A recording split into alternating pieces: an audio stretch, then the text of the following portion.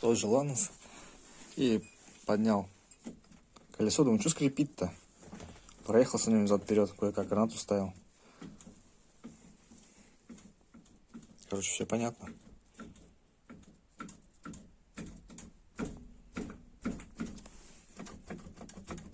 Болты на месте, все.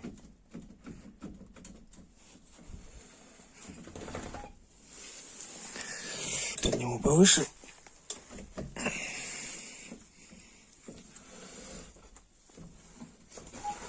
Ну, крепить. Ну, там еще, может, вода в колодки попала. Короче говоря, вот.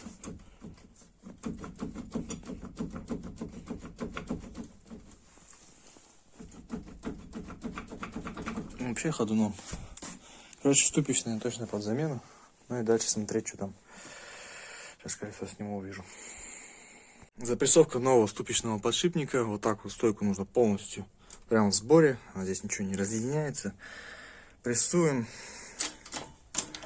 Подшипник сейчас покажу какой. В принципе, достаточно легко он прессуется.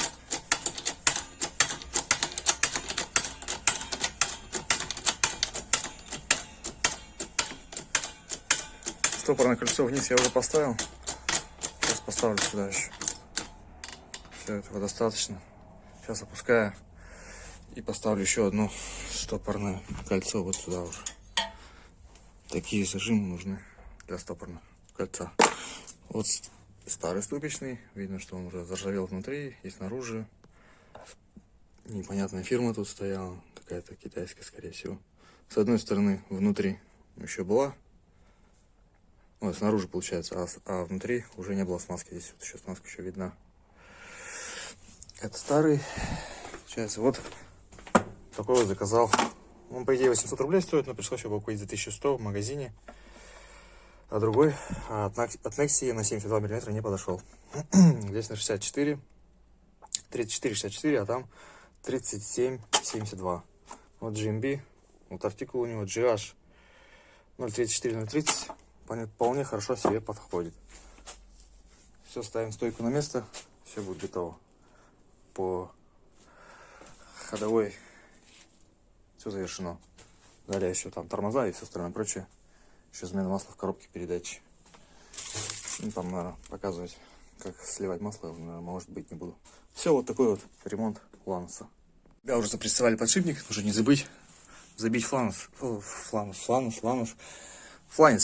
В прессе делать это уже неудобно, потому что просто места не хватает, ну и высоту не отрегулировать, поэтому проще на пенек поставил, головку сюда вниз, чтобы подшипник не выпал. В тот раз это делал без головки подшипника, одна часть подшипника выпала вниз.